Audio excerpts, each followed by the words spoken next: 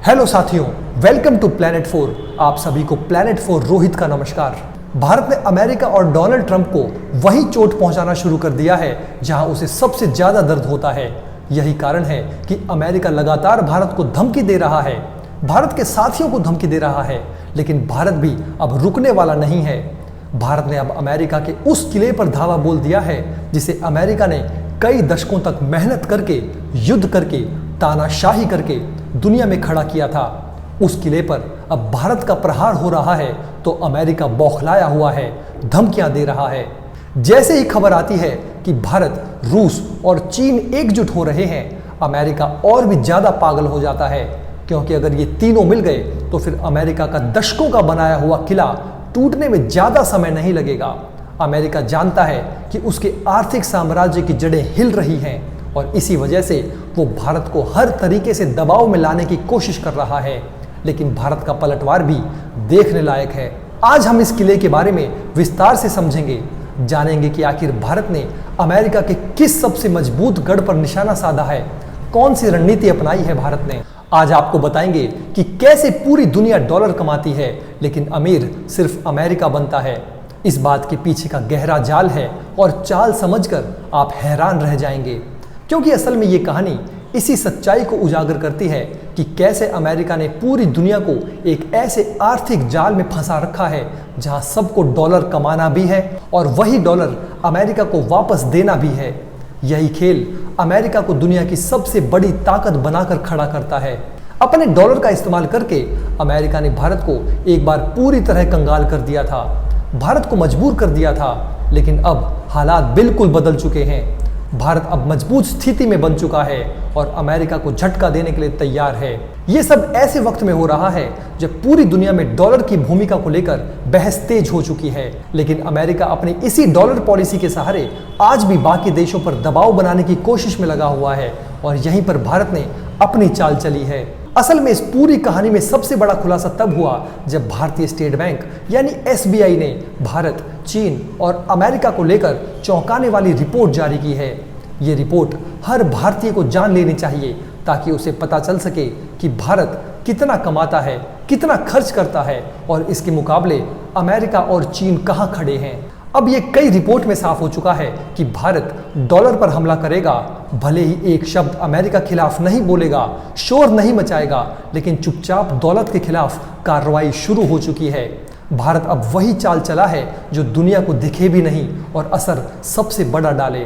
कई देशों के साथ भारत का रुपए में व्यापार शुरू हो चुका है, वेस्टरो अकाउंट खोले जा रहे हैं, भारत का यूपीआई दुनिया भर के देशों में फैल चुका है। यही वजह है कि अमेरिका घबराया हुआ है।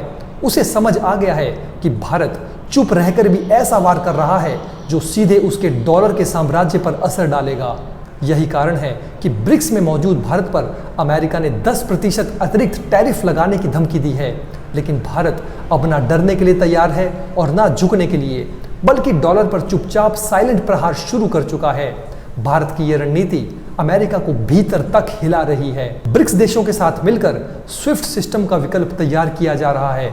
इसे देखकर भी अमेरिका पूरी तरह से बौखलाया हुआ है और आज आप समझेंगे कि अमेरिका का ये डॉलर का किला कितना मजबूत है और इसे तोड़ पाना क्यों दुनिया के किसी भी देश के लिए आसान नहीं है।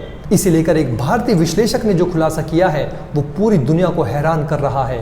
ये खुलासा साफ करता है कि अमेरिका ने सिर्फ कागज के एक टुकड़े यानी डॉलर को इस तरह पूरी दुनिया पर हावी कर दिया है कि हर देश कमाता भी डॉलर है और वही वापस अमेरिका को भी लौटाता है।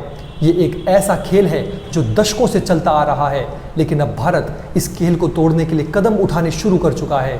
भारत ने बिना शोर मचाए, बिना दुनिया में हल्ला किए चुपचाप डॉलर के खिलाफ अपना वार शुरू कर दिया है और ये वही वार है जो अमेरिका को सबसे बड़ा झटका देने वाला है। अब आगे की रिपोर्ट आप विक्रम के साथ देखिए। धन्यवाद रोहित। सभी साथियों को प्लेनेट 4 विक्रम का नमस्कार। सबसे पहले मेरी यह छोटी सी बात ध्यान से सुनिए, फिर मैं इसे आपको गहराई से समझाऊंगा। देखिए, दुनिया भर में वही पुराना खेल जारी है। देश डॉलर कमाते हैं, फिर वही डॉलर अमेरिका को वापस उधार देते हैं। दुनिया के 60% से भी अधिक विदेशी मुद्रा भंडार यानी लगभग 7.5 ट्रिलियन डॉलर सिर्फ अमेरिकी डॉलर में रखे जाते हैं।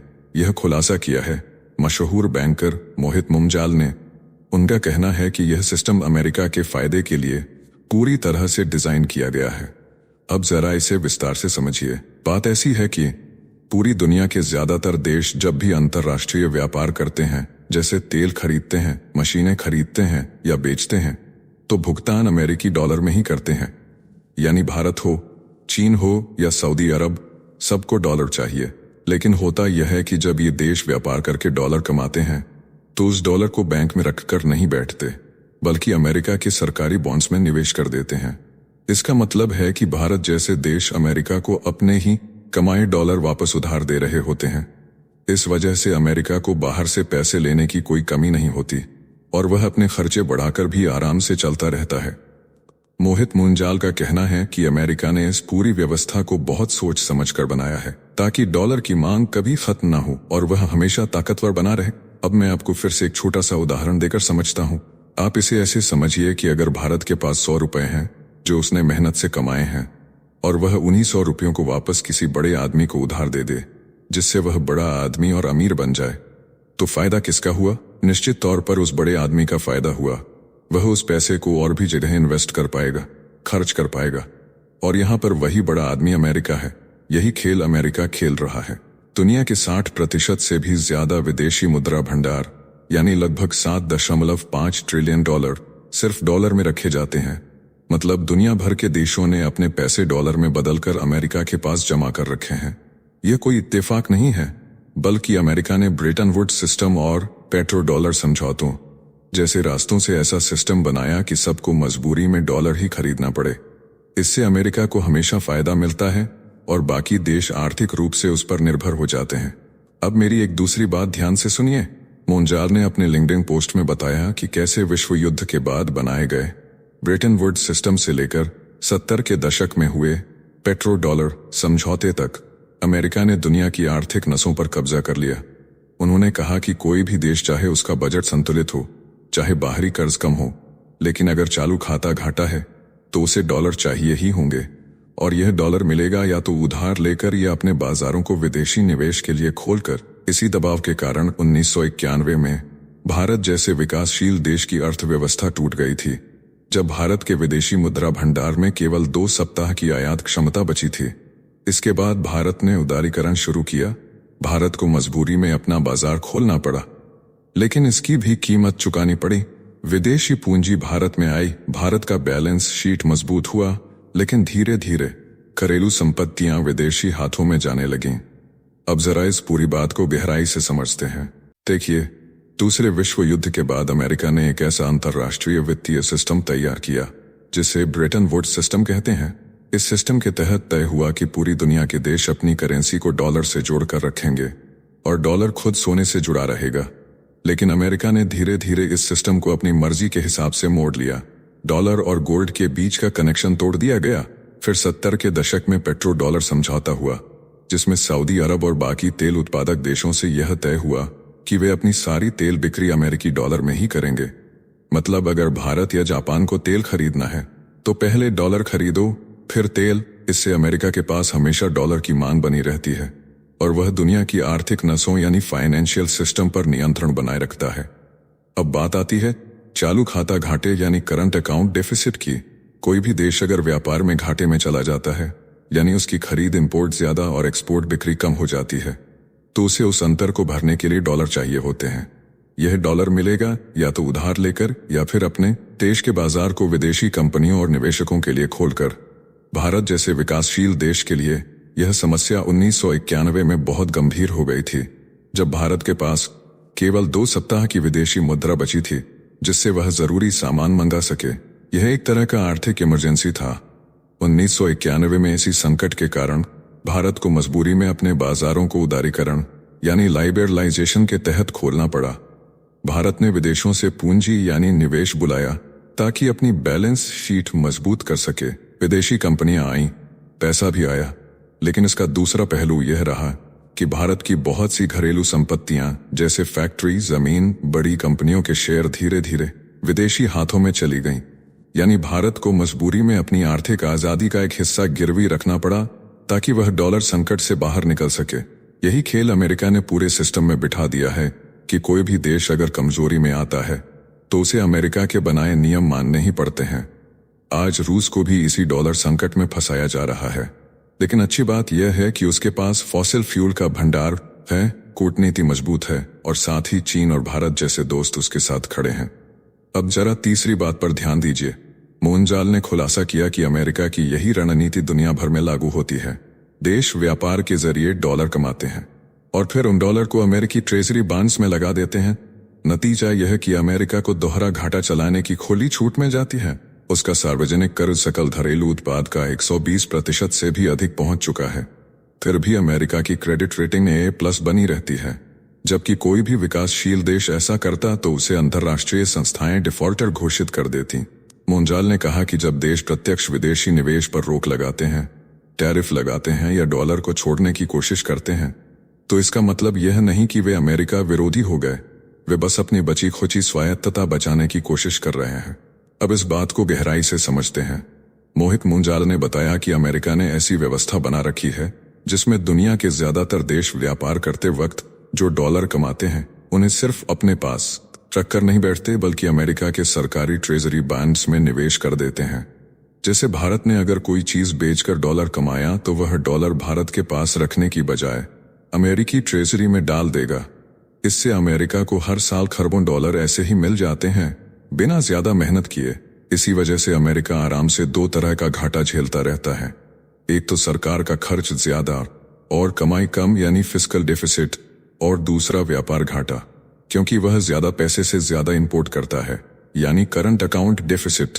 अमेरिका का सार्वजनिक कर्ज उसकी पूरी अर्थव्यवस्था यानी सकल घरेलू उत्पाद का 120% से भी ऊपर चला गया है। लेकिन फिर भी अमेरिका को अंतर्राष्ट्रीय संस्थाएं डिफॉल्टर नहीं मानती और उसकी क्रेडिट रेटिंग A+ बनी रहती है। अगर भारत या कोई और विकासशील देश ऐसा करता तो उस पर कर्ज नहीं मिलता और उसकी रेटिंग गिर जाती। अब सोचिए, यह सिस्टम कितना एक तरफा और अमेरिका के फेवर में है। दुनिया के बाकी देशों को अमेरिका के बनाए नियमों के हिसाब से चलना पड़ता है। जैसे अगर कोई देश यह कहता है कि अब हम डॉलर पर निर्भर नहीं रहेंगे, या हम अपने देश में विदेशी कंपनियों को निवेश नहीं करने देंगे, या हम टैरिफ लगाकर अपने प्रोडक्ट्स को बचाएंगे, तो अमेरिका और उसके साथ जुड़े संस्थान उस देश को अमेरिका विरोधी घोषित कर देते हैं, जैसे रूस, ईरान के साथ हुआ। लेकिन मुंजाल ने कहा कि असल में ये देश अमेरिका के खिलाफ नहीं होते, वे बस अपनी आर्थिक आजादी बचाने की कोशिश कर रहे होते हैं। जैसे भारत अगर कहता है कि हम अब डॉलर में व्यापार नहीं करेंगे, तो वह सिर्फ अपनी मजबूरी से बचने के लिए ऐसा करता है, अमेरिका की सत्ता को गिराने के लिए नहीं। असल में यह पूरी कहानी इस बात को समझाती है कि कैसे अमेरिका ने पूरी दुनिया को एक ऐसे आर्थिक जाल में फंसा रखा है जहां सबको डॉलर कमाना भी है और वही डॉलर अमेरिका को वापस देना भी है। इसी के सहारे अमेरिका पूरी दुनिया की सबसे बड़ी ताकत बना हुआ है। बाकी देशों को अगर अपनी स्थिति मजबूत करनी है तो या तो उन्हें कोई दूसरा विकल्प खोजना होगा, जैसे नई करेंसी सिस्टम बनाना, या फिर अपने व्यापार और निवेश के नियम इस तरह से सेट करने होंगे कि वे डॉलर के इस जाल में कम से कम फंसे। लेकिन ऐसा करना आसान नहीं है, क्योंकि हर देश डरता है कि कहीं अमेरिका उसे सजा न दे दे या उसकी अर्थव्यवस्था और कमजोर न हो जाए। यही अमेरिका की असली रणनीति है जिसे मुंजाल ने उजागर किया है।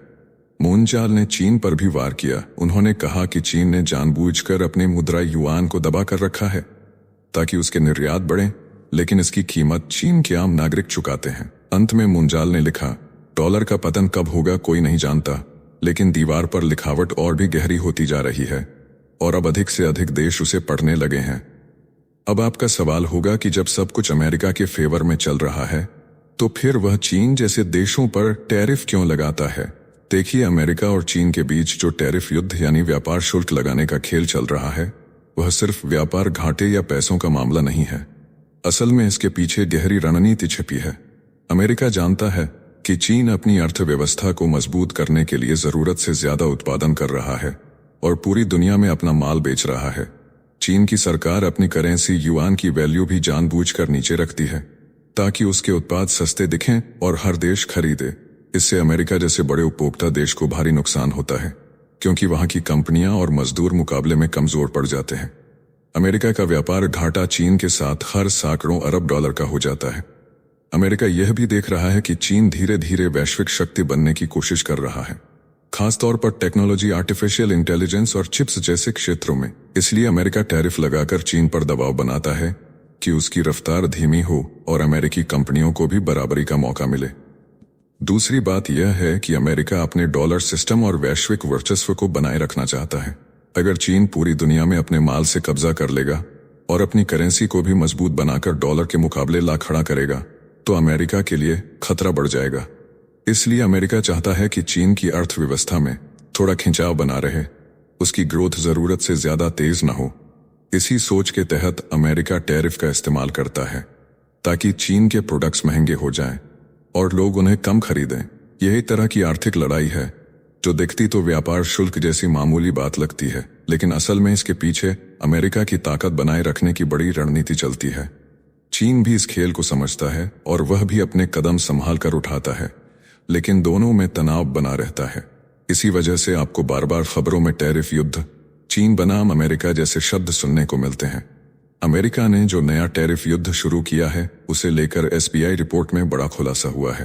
दरअसल नई दिल्ली से आई सनसनीखेज रिपोर्ट ने पूरी दुनिया की नींद उड़ा दी है। SBI फंड मैनेजमेंट ने साफ कर दिया है कि अमेरिका और चीन के बीच चल रहे व्यापार युद्ध के पीछे असली वजह सिर्फ टैरिफ नहीं बल्कि गहरी आर्थिक असमानता है। रिपोर्ट में बताया गया है कि चीन अपनी अर्थव्यवस्था का 42% निवेश करता है जबकि उपभोग सिर्फ 40% होता है। इसके उलट अमेरिका अपनी अर्थव्यवस्था का सिर्फ 22% निवेश करता है लेकिन घरेलू उपभोग 68% तक पहुंच जाता है। यानी चीन जरूरत से ज्यादा बचत और निवेश करता है, वहीं अमेरिका जरूरत से ज्यादा खर्च करता है और कम निवेश करता है।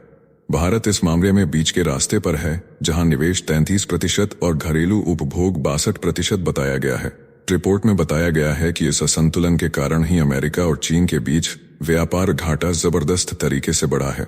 अमेरिका हर साल करीब 1202 अरब घाटा झेलता है जबकि चीन लगभग 992 अरब डॉलर का अधिशेष कमाता है। भारत का व्यापार घाटा भी 275 अरब डॉलर तक पहुंच चुका है। SBI रिपोर्ट के मुताबिक अमेरिका का चालू खाता घाटा सकल घरेलू उत्पाद का ऋणात्मक 3.2% है जबकि चीन के पास 1.4% का अधिशेष है। बचत के मामले में भी अमेरिका पीछे है, जहां वह सिर्फ 18% बचत करता है जबकि चीन 43% और भारत 33% बचत करता है। रिपोर्ट में आगाह किया गया है कि अमेरिका इसी कारण दुनिया में सबसे बड़ा उधारी पर जीने वाला देश बन चुका है। उसका बाहरी कर्ज अब 27.6 ट्रिलियन डॉलर तक पहुंच चुका है जबकि चीन का बाहरी कर्ज सिर्फ 2.4 ट्रिलियन डॉलर और भारत का मात्र 0.7 ट्रिलियन डॉलर है। रिपोर्ट में साफ कहा गया है कि अमेरिका अब इस असंतुलन को सुधारने के लिए टैरिफ जैसे हथियार इस्तेमाल कर रहा है और 2025 तक धीरे धीरे टैरिफ बढ़ाने की योजना है। इसके अलावा अमेरिका अन्य कानूनी तरीकों से भी व्यापार पर सख्ती कर सकता है। डोनाल्ड ट्रंप प्रशासन ने चीन पर निर्भरता घटाने के लिए नए कदम उठाए हैं और अमेरिका के दीर्घकालिक कर्ज संकट को लेकर गंभीर चिंता जताई है। वहीं चीन भी अमेरिका पर निर्भरता घटाने के लिए अपनी भुगतान प्रणाली और वस्तु विनिमय बाजार में बड़े सुधार कर रहा है। रिपोर्ट के अनुसार यह सिर्फ एक अस्थायी झगड़ा नहीं बल्कि वैश्विक आर्थिक व्यवस्था में बुनियादी बदलाव का संकेत है जो आने वाले वर्षों तक चलता रहेगा। इस वीडियो में फिलहाल इतना ही। जल्द मिलते हैं एक और नई अपडेट के साथ। जाने से पहले वीडियो को लाइक करके चैनल को सब्सक्राइब कर लें।